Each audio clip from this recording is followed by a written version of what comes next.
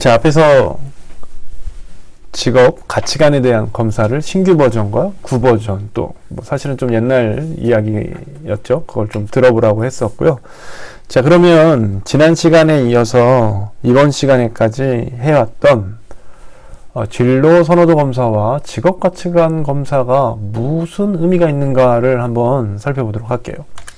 우리가 지난 시간에 했었던 것이 바로 이제 직업 선호도 검사 S형이라는 의미의 홀랜드 학자가 주장한 홀랜드 이론의 적성 검사였어요.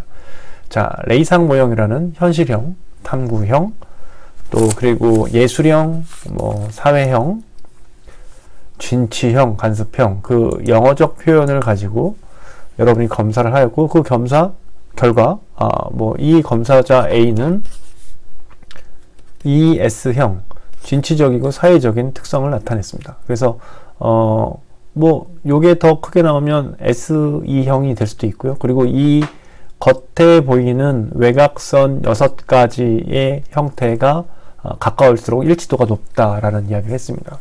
자, 그리고 이번 시간에는 직업 선호도 검사를 했고요. 무슨 차이가 있는지 한 번 더 말씀을 드린다면 홀랜드 검사에 기반한 직업 선호도 검사는 여러분 아시다시피 흥미가 있는 분야, 좋아하는 활동에 대한 어떤 관심 직무를 나타내는 개념으로 이렇게 좀 두꺼운 선을 나타내는 거죠. 그래서 아까 그 그림을 좀 더 세부화하면 이 AI라는 예술적인 탐구형을 나타내는 이 성향의 값을 토대로 해서 이 사람이 좋아하는 직업 적성을 살펴본다는 거죠. 그러니까 성격 적성, 직업 적성, 능력 적성. 이게 이제 신규 버전이고요. 아까 나왔던 게 이제 구버전이에요. 제가 구버전과 신규 버전을 같이 보여드린 이유는 일관성 있는 결과가 나오기 때문에 그렇다는 말씀입니다. 즉, 이 직업 선호도 검사 지난주에 했던 값은 여러분이 결국 무엇을 하고 싶은가에 대한 부분입니다. 그러니까 저는 공부 열심히 할 거예요. 근데 어떤 공부를 해야 되지? 무엇을 해야 되지? 이런 퀘스천이 드는 친구한테 이 홀랜드 검사, 직업선호도 S형 검사를 하면 너는 이런 적성을 갖고 있어. 이런 어떤 흥미를 갖고 있어. 그렇기 때문에 너는 이런 공부를 하는 게 맞아. 라고 얘기할 수 있다는 것이죠. 그런 의미에서 이 검사 결과가 결국은 어떻게 이해할 수 있느냐? 진로 성숙도라는 관점에서 여러분들을 이해시키고 여러분의 어떤 성숙도, 발달 정도, 동기, 구직 강도 등 진로와 직업을 선택하는 여러 가지 용어들의 합을 올려주는 역할을 한다는 거예요. 그러니까 여러분이 이 수업을 들음으로써 이것 자체만으로도 여러분이 원하는 직업을 선택하는데 명확한 기준을 만들고 합리적인 기준을 만들고 논리적인 어떤 필터를 만들어가는 과정이다 라고 생각하시면 돼요. 사실 제가 이걸 다시 보여드린 이유는 이 노란색 바탕에 특강을 했었던 여러분 선배가 있는데요. 이 선배가 이런 과정을 통해서 현재 이런 일을 하고 있다라는 것을 알려주기 위해서 그렇습니다. 또 이것은 이번 주에 했던 바로 가치관 검사죠. 가치관 검사에서 이 내용을 보니까 뭐겠어요? 신규 버전입니다. 신규 버전의 가치관 검사에 여러분 사회봉사, 자기개발, 창의성 이런 어떤 특성이 있기도 하고 또 능력 발휘, 자율성, 보수, 안정성, 사회적 인정이 있다고 얘기했어요. 이 선배는 사회봉사적 그리고 자기개발적 그리고 창의성이 높게 나타난 상위의 세 가지였습니다. 자, 그러나 이 직업 가치관 검사의 결과는 아까 말씀드렸던 흥미와 달리 무엇을 표현하냐면 직업 선호 검사가 흥미, 내가 무엇을 해야 될지 모르겠어, 무엇을 하고 싶은지를 알아가는 과정이야 라고 얘기했다면 직업 가치관 검사는 이걸 왜 하는데를 얘기하는 거예요. 그러니까 무엇과 왜를 연결시키는 거죠. 내가 이것을 무엇을 왜 하는지, 내가 이거 하는 이유가 뭔지, 동의를 말해주는 거예요. 그러니까 나는 사회에 기여하고 봉사하는 마음이 갖고 있기 때문에 그래요. 도움과 격려를 필요한 사람한테 쥐어주는 것들, 자기개발, 나는 스스로 발전할 수 있는 기회를 충분히 만드는 역할을 하고 싶다는 것들, 창의성, 나의 이런 어떤 독창적이고 나의 어떤 이런 노력을 통해서 이런 경험을 통해서 내가 새롭게 무엇을 만들어가는 과정들, 이런 것들을 한다는 것이죠. 자, 이런 높게 나타난 세 가지와 앞에서 얘기했던 ES 혹은 SE의 성향을 가지고 있었던 선배는 어떤 일을 하였을까요? 물론 오늘 조사한 것들의 9가지 중에는 이런 것들도 있고요. 여러분이 어떤 게 높게 나와 있는지는 여러분마다 또 그 특성이 있기 때문에 살펴보시면 좋을 것 같습니다. 사실은요, 이 선배는 그 다음 단계도 했어요. 그러니까 우리 교재에 보면 그 다음 단계로 이제 MBTI나 DISC 이런 것들도 다뤄볼 거고, 마지막에는 다중지능도 다뤄볼 건데요. 이 선배가 수업에 참여했던 시기에서는 제가 MBTI를 쓰진 않았습니다. 저도 트렌드를 따라가야 되니까 MBTI를 이번에 넣었습니다만, 이 선배가 이 수업에 참여할 때는 MBTI는 넣지 않았습니다. 그래서 저희 다중지능이라는 멀티플 인텔리전스라는 다양한 지능에 대한 부분을 살펴봤어요. 즉 고인이 되셨던 이어령 선생님이 우리가 달리기를 할 때 한 목적지를 두고 뛰면 순위를 맞출 수밖에 없지만, 우리가 달리기를 할 때 다양한 방면으로 해서 뛰게 한다면 각각의 방면에서 순위가 분화되고 순화될 수 있다라는 의미예요. 우리가 세상을 살면서 공부가 전부인 것 같지만, 공부를 잘하는 친구들은 열심히 공부해요. 직업도 나중에, 직업관도. 근데 돈을 많이 버는 친구들은 공부를 잘했던 친구냐? 이게 꼭 상관관계가 100%는 아니라는 거예요. 그러니까 꼭 뭐 돈이 중요한 거이냐라는 얘기는 방금 앞서서 있었던 직업가치관 검사에서 또 다시 이야기할 수 있겠습니다만, 그런 의미의 차이가 있다는 것이죠. 자, 그래서 그 당시에는 다중지능을 했었는데요. 우리 선배는 8가지 음악, 신체, 논리, 공간, 언어, 인간친화, 자기성찰, 자연친화 등의 지능에서 이렇게 뭐가 높게 나타났냐면, 음악 지능이 높게 나타났고요.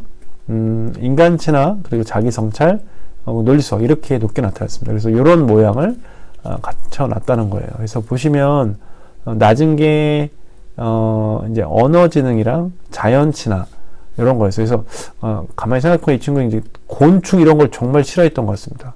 어디 캠핑 수업 가면 너무 무서워했었던 그런 기억이 있어요. 이제 이런 것들이 영향이 있는 건데, 여러 번 교재에 이런 게 작성하라고 나올 거고요. 이 수업은 아마도 우리가 한 8, 9주 차에 아마 여러분 또 하지 않을까 싶습니다. 물론 이 친구는 그것까지 했기 때문에 보여주는 거고요. 여러분은 사실은 그 이전 단계인 직업선호도 검사 S형, 여러분이 무엇을 하고 싶은가와 직업가치관 검사, 우리 이 일에서 중요하게 여기는 가치, 즉 왜 그 일을 하고 있는가, 어떤 방식으로 그 일을 하고 싶은가에 대한 부분을 살펴보도록 하겠습니다. 그래서 비단 이런 검사뿐만 아니라 이 친구가 갖고 있는 이력이 있었어요. 경력이 있었고요. 뒤에 한 번 더 이렇게 또 소개할 건데요. 그래서 어떤 일을 했냐라고 살펴보면, 이 친구는 그 당시 있었던 유스 전공의 선배였고요.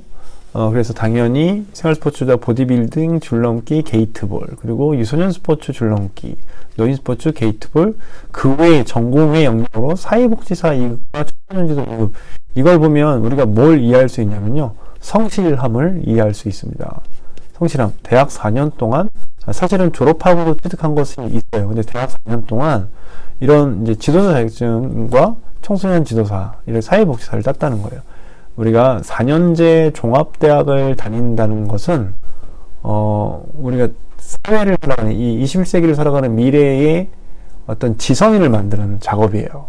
그리고 거기서, 이제 대학 4년이 지나면 하나의 전문성을 가지고, 뭐 요즘은 이제 멀티라고 얘기하죠. 하나, 두 개의 전문성을 가지고, 그 분야에 나간다는 거예요. 아주 그런 분야에서 되게 열심히 했었던 친구입니다. 당시 친구는 생활스포츠 지도자, 유소년, 그리고 노인 스포츠 지도자 자격증까지 겹치는 종목이 있지만 지도 대상에 따른 자격이 다른 부분을 본인이 파악하고 그것을 취득했어요. 그 당시에는 이렇게 어렵지 않았으니까요. 그 이제 한 번에 2개도 딸 수 있었던. 그리고 또 본인이 좋아하는 아까 사회적 봉사 기억나시나요? 직업가치관 검사에서 그런 어떤 그런 의미 때문에 사회적으로 약간 취약한, 우리가 이제 지하철을 타거나 버스를 타도 노약자석이 있고 임산부석이 있고 어린아이들석이 있고 위기 상황이 생기면 어린아이와 여성과 노인을 먼저 우리가 탈출시켜야 한다, 뭐 이런 게 이제 우리가 보편적으로 사회적으로 약자라고 얘기하는 것들이잖아요. 자, 그런 의미인 걸까요? 사회복지사도 있었고요. 청소년 지도사도 자격을 보유했어요. 이런 것들이 그냥 우연의 일치가 아니라 이 사람이 갖고 있던 내면적 특성, 성질이라는 것이에요. 자, 그래서 결국 사회복지 쪽으로 부전공을 통해서 필기를 면제받았고, 그리고 청소년 지도사 2급은 면접만 보고 취득할 수 있었다는 거예요. 그러니까 부전공이 주는 의미가 바로 그런 것들이죠. 물론 어렵죠. 120학점에서 부전공을 하려면 또 36학점, 36학점 뭐 이런 식으로 학점을 해야 되는 것들이 있을 수 있습니다. 복수 전공과 또 부전공의 차이가 있을 거고요.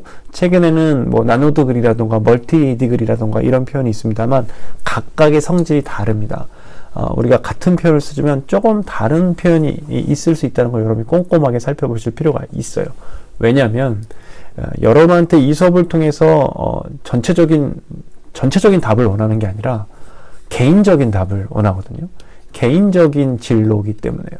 그런데 이 수업도 평가를 해야 되기 때문에 여러분이 이것을 어떻게 수행했는가를 평가해요. 그래서 수행평가적 기질이 강합니다. 물론 중간고사 곧 볼 거고요. 수시고사 볼 거고 기말고사 볼 거지만 그건 굉장히 이론적인 거고요. 여러분이 개인화된 여러분의 진로에 대한 수행을 잘 따라왔는지를 설명할 거라는 거예요. 좀 더 구체적으로 얘기를 해볼게요. 전공과 연계된 활동을 지금 우리 수업을 듣고 있는 친구들이 여기에 해당이 많이 되길 바라면서 당시에는 유소년 스포츠가 있었기 때문에 브레멘이라는 발달장애 아동 체육지도 상대적으로 많은 지식보다는 케어의 역할을 많이 했었던 어떤 스포츠 지도였습니다. 그리고 줄넘기 전문 체육관 주리랑이라는 뭐 당시에는 이제 천안과 아산에 있었고 지금 아산에 있고 지금 우리 선배가 일을 하고 있고 송이샘이라고 여전히 일하는 선배가 또 있습니다. 또 그리고 토요스포츠 음악 줄넘기. 그러니까 앞에서 얘기했던 나의 흥미, 나의 지능, 나의 어떤 가치관 보면 사회적으로 봉사하는 거에 관심이 많았고 또 음악 지능이 많았고요. 또 뭐라 그럴까요? 사회성, S가 높았잖아요. 그러니까 그런 것들이 A라는 직업군을 선택할 때 굉장히 유사하게 교집합을 하고 있다는 것을 발견한 거예요. 그래서 이 수업을 듣는 친구들한테 강조하고 싶은 것은 저는 지금 이렇게 뭔가를 연결하고 있고요. 또 이렇게 뭔가를 연결하고 있어요. 근데 지금 이런 학교의 산을 넘어가고 있거든요. 1학년, 2학년, 3학년, 4학년. 그럼 넘어가서 4학년 되면 끝일 줄 알았더니 또 하나 있을 수 있어요. 근데 이렇게 연결되어 있는 것들이 스텝이 되고 뭐 이렇게 계단처럼 여러분을 도와줄 겁니다. 그래서 이쯤 되는 선에서 내가 어디를 바라볼 수도 있을 거고 이 정도 연결된 걸 봤더니 결국 나는 A라는 직업군에 들어오는구나 라고 이해할 수 있다는 거예요. 그래서 여러분이 급하지 않았으면 좋겠고 너무 두려워하지 않았으면 좋겠다는 말씀을 드릴 거예요. 또 앞서서 얘기했던 이런 실습을 할 수 있었던 배경이 학교가 있었던 천안과 거주지의 특성이었어요. 그 거주지에 있는 실습처를 많이 활용했다는 거죠. 바로 군포시 청소년 수련관에서의 실습. 그러다 보니까 어떻게 해요? 네. 그 관련된 자격을 땄고요. 또 운동 처방 관련된 동아리 여전히 살아있죠. 베스트. 그러니까 이 당시에도 베스트가 있었고요. 그 이후엔 계속 없어졌다, 생겼다, 없어졌다, 생겼다 이렇게 돼요. 자, 이러한 활동들이 이 친구의 사회생활로 이어질 때 충분한 경험이 됐고요.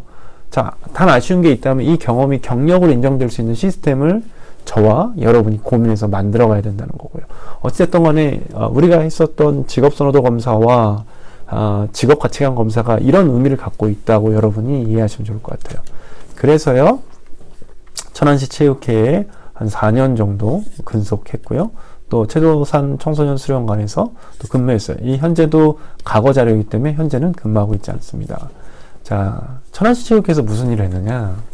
생활 스포츠, 생활체육 지도자, 체육 프로그램을 만들고 시민 혹은 도민 행사를 지원하고 관련 행정 업무를 했으며 회원 종목 단체를 관리하고 생활체육 동호인을 조사했어요. 자, 되게 어려운 일을 한 것 같지만 이거 사실은 스포츠 경영 전공이라든가 스포츠 경영학이라든가 생활체육 프로그램이라든가 프로그램 관리 기획 등에서 여러분이 다루는 내용들입니다.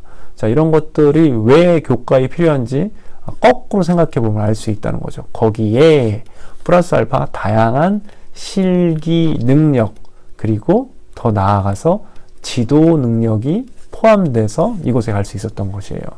지도 대상에 따른 지도 대상의 수요에 맞춘 프로그램 직접 운영했어요. 왜요? 과거에 노인, 유소년, 생활 자격증 갖고 있고 임상의 경험을 청소년 발달장애 어린이 갖고 있죠.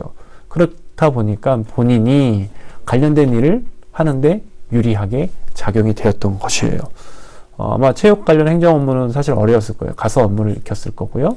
또 프로그램 보급을 위해서 해당 기간 외근 1일 3회. 그러니까 제가 당시에 인터뷰를 하고 이야기를 들었을 때 천안시 관내에 있는 뭐 초등학교를 방문하거나 관내에 있는 어떤 시설을 방문해서 아이들한테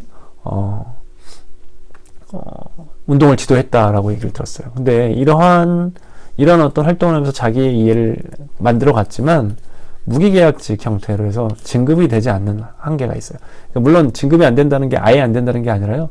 특정 부분 시간이 지나면 또 다른 맥락으로 접근하는데 이 친구가 갖고 있었던 홀랜드 성향에서는 SE 혹은 뭐 ES가 높게 나왔어요. 그러니까 진취적인 성향을 갖고 있다 보니까 그리고 창의적인 생각을 갖고 있으니까 어찌 보면 체육 서비스와 행정 서비스를 담당하는 이런 보수적인 특성에서는 조금 차이가 있을 수 있었다는 것이죠. 그래서 이제 이직을 한번 해봅니다. 자, 이직은요, 같은 천안권 안에서 할 수 있었는데요. 청소년 지도사라는 역량을 활용했어요.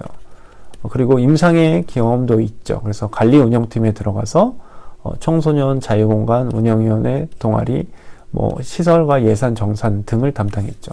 장점은 다양한 청소년을 만나고 소통하며 프로그램을 기획하였고 시설 관리 기반의 청소년 관련 시설 운영 흐름을 파악했어요. 그리고 단점은 이 수련관이 갖고 있는 어떤 특성이죠. 천안에 있는 태조산 영역이라는 어떤 단점. 그러니까 ES 다양하고 진취적인 친구는 약간 답답할 수 있었을 거예요. 또 동일하게 무기계약직이었어요. 이게 참 현실적으로 어려운 부분인데 여러분이 대학을 졸업하고 나가서 첫 번째 잡는 직업이 그 신분이라던가 보수라던가 우리 오늘 검사에서 직업가치관 검사에서 보수와 사회적 안정 이런 얘기 했었잖아요. 안정이라던가 이런 것들이 상당히 낮습니다.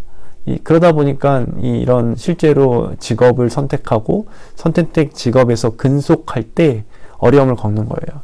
기억하실지 모르겠지만 제가 첫 주 혹은 두 번째 주에 체육학 전공자가 첫 번째 직업을 통해서 근속하는 기간을 살펴보면 전체 50%가 1년 내외의 수준에서 머문다라고 얘기를 합니다. 그 이유가 뭐냐면 우리나라 스포츠 생태계의 한계이기도 하고요. 또 지역과 도시의 불균형으로 인한 어떤 특성. 다시 말하면 스포츠가 가지고 있는 여러 가지 속성상 스포츠는 인프라가 확산된 도시에서 많이 발전하는데요. 이런 스포츠를 발전시키고 또 그 스포츠에서 비전 있는 직업을 선택하기 위해서는 대도시 위주로 갈 수밖에 없고 또 제한된 직업군을 선택할 수밖에 없다는 특성이 있어요. 그러다 보니까 여러분들이 조금 우리가 있는 이 천안에서 만족하지 못하고 이제 일을 그만두는 현상이 있습니다.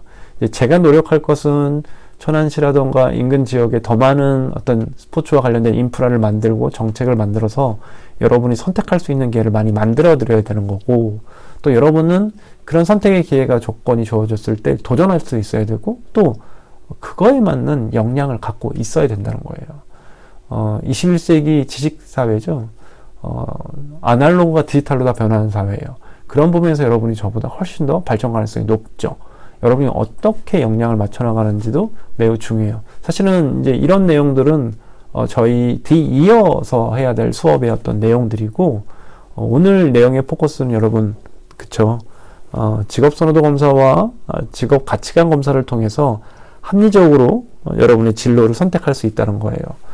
유망한이 아니라 유망한 직업, 여러분한테 맞는 개인 진로에 적합한 직업을 선택할 때 자신에게 맞는 기준이 무엇인지를 지난주와 이번 주에 탐색했다는 거예요. 이제 뒤에 나오는 다음 주에 뭐 MBTI나 DISC는 성향과 여러분 기질적인 특성을 또 살펴보면서 지금의 기준보다 조금 더 업그레이드된 기준으로 여러분의 진로를 실용적으로 살펴볼 것이고 자신의 내면적 동기와 관심사를 드러냄으로써 누가 봐도 합리적이고 여러분이 만족하는. 그러니까 결국은 돈을 벌고 직업군에 있고 무엇을 한다고 해도 내가 이걸 왜 하지? 어떤 이유로 내가 행복감을 느끼지를 찾지 못하면 의사가 됐는데 아프리카로 봉사 가고 삼성이라는 대기업에 갔는데 자영업을 하는 그런 청년들이 생긴다는 것을 우리가 방지하거나 충분히 이해하는 특성을 가질 수 있다는 거죠. 자, 그러면 여러분 수준에서 해야 될 것이 무엇이냐? 여러분 수준에서 갖춰야 할 역량들이 있습니다. 먼저 아무것도 모르면 아무것도 못합니다. 여러분이 보는 만큼 할 수 있어요. 그래서 경험해야 돼요. 자, 경험과 도전이 어떻게 보면 뻔한 얘기지만 필요해요. 그런데 이때의 경험과 도전도 어떻게 하라고요? 나의 직업선호도 검사와 나의 가치관 검사를 통해서 내가 좋아하는 무엇과 내가 좋아하는 어떤 것을 왜 방법적인 부분을 고려해서 해야 한다는 것이에요. 을 통해서 여러분이 맞춰나가면 우리 이맘때쯤 아마 하게 되는 스포츠 지도사, 이거 18세 이상 하니까 나한테 의미 없다. 아니, 그렇지 않습니다. 18세 이상 누구나 하지만 여러분이 하기 때문에 여러분한테 맞는 역량과 다름이 있습니다. 그걸 만들어 가야 돼요. 그래서 이 친구는 이렇게 정리했어요. 1학년 때는 생활 스포츠 지도자, 2학년 때는 3학년 때는 4학년 때 이렇게 하면 너무 좋죠. 이제 꽐대기 모양 같은데 이렇게 하면 너무 좋은데 지금 여러분이 2학년이라면 시작하셔도 되고요. 3학년도 늦지 않았다라는 말씀을 드리고요. 당시에 교수님이 게이트볼로 많이 아이들을 자격을 줄 때여서 그렇습니다. 이건 굉장히 교과서적인 표본이니까 이걸 너무 의식할 필요는 없습니다. 그걸 통해서 여러분이 경험할 수 있는 것들을 시도해라. 이렇게 이해하시면 될 것 같아요. 그리고 취업과 관련된 정보를 활용하라. 이거는 제가 수업시간 이후에 오늘 수업시간 이후에 다시 한번 말씀드리도록 하겠습니다. 정리하도록 할게요. 저한테 드리고 싶었던 내용은 이거예요. 제가 오늘 두 가지 정보를 드렸는데요. 두 가지 정보를 드렸어요. 두 가지 정보 뭘 드렸습니까? 여러분이 직업을 선택할 때 어떤 직업을 선택하냐면 여러분한테 맞는 직업이에요. 거듭 말씀드리지만 이 수업은 모두를 위한 정답이 아니라 개별적인 정답입니다. 개별적인 정답을 여러분이 찾으셔야 돼요. 그러니까 이 수업을 듣고 이해하고 소화하는 게 다 달라야 됩니다. 그리고 왜냐하면 이 수업을 통해서 여러분 직업선호도 검사에서의 여러분의 코드값과 그리고 직업가치관의 검사에서 상위로 나왔던 세 가지가 다릅니다. 그렇기 때문에 달라져야 된다는 거예요. 검사 결과가 표면적인 추천이라 자신의 내면적 동기와 여러분의 관심사에 기반한 진로 방향이기 때문에 여러분이 지속적으로 할 수 있는 거예요. 자, 그리고 단순하게 유망한 직업군을 고르는 게 아니라 여러분한테 맞는 직업을 선택하는 것이기 때문에 매우 중요해요. 이 두 검사를 여러분이 교수님이 교재에 왜 작성하라고 하냐면 각인시키는 겁니다. 재인지시키는 거예요. 자기 이해를 통해서 우리가 3, 4주차에 외형적인 자아부터 객관적인 자아, 그리고 여러분의 정체성이라든가 진로 준비 행동과 같은 설문조사를 했어요. 여러분을 이해하는 기반으로 진로 방향을 설정해야 되는 거예요. 자, 저희 수업의 전반부가 이 자기 이해 기반으로 진로 방향을 설정하는 거고요. 그 후반부는 이런 것이 있었다라고 가지를 이야기해 준 거고 여러분이 실제적으로 주도적으로 그걸 설계하는 겁니다. 그래서 인터뷰 과제가 있는 거예요. 이 수업이 일반적인 수업이랑 다르다라고 교수님이 얘기했던 이유가 그렇습니다. 정리해 보도록 할게요. 각각의 검사는 특히 S형은요, 흥미있는 분야를, 좋아하는 활동을, 관심 있는 분야를 통해서 무엇을 하고 싶은가에 대한 답을 찾는 거고요. 직업가치관 검사는 일에서 중요하게 여기는 가치, 여러분만이 갖고 있는 가치, 이 세 가지, 그냥 이것도 서열화 했죠. 왜 그 일을 하고 싶은가, 어떤 방식으로 일하고 싶은가에 대한 여러분의 끊임없는 퀘스천을 만들어가는 거예요. 그걸 통해서 뭘 얻는데요? 여러분이 나한테 맞는 직업의 방향을 찾을 수 있다고요. 그리고 그걸 통해서 오랫동안 즐겁고 성취감 있게 할 수 있다고요. 왜냐? 근속하거든요. 학교도 재미없으면 1학년 들어와서 그만두고 2학년 군대 갔다 와서 그만둬요. 그러나 여러분이 어떻게 학교에서 즐겁게 오래도록 재미있게 지내면 졸업하고 또 졸업한 후에도 학교와 교수님과 또 동기들과 또 이 스포츠 분야에서 오랫동안 남아있기 때문에 그렇습니다. 진로 계획은 지금 이 나에 대한 이해를 기반으로 여러분 수준에서 할 수 있는 경험을 토대로 현실화하는 거예요. 우리 과제가 인터뷰잖아요. 결국 이 인터뷰는 향후에 인턴과 뭐 봉사활동이라던가 이런 것들을 머리가 아닌 행동으로 이어가기 위해서 여러분이 실제화하는 것들이다라고 이야기할 수 있을 것 같습니다. 자, 이번 시간에는 직업가치관 검사를 통해서 여러분의 진로를 만들어가는 것을 좀 더 살펴보고 디테일하게 하는 과정을 가졌어요. 특히 뭐 구버전에 대한 얘기도 했고요. 또 저와 직접적으로 따라하는 버전도 했어요. 그리고 선배의 예를 들어서 이 선배가 갖고 있는 선호도 검사의 값과 또 직업가치관 검사 값, 그리고 우리가 앞으로 해야 될 여러 가지가 더 남아있는데 그거 플러스 알파 개인이 갖고 있는 자격과 역량을 통해서 어떤 시장에 진출했다라는 부분을 살펴봤습니다.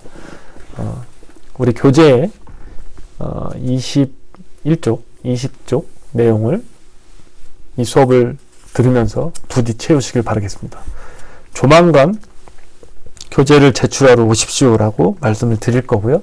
그때 교재를 갖고 제출해서 수행평가 점수를 잘 받기를 희망합니다. 오늘 수업은 여기서 마치도록 하겠습니다. 고맙습니다.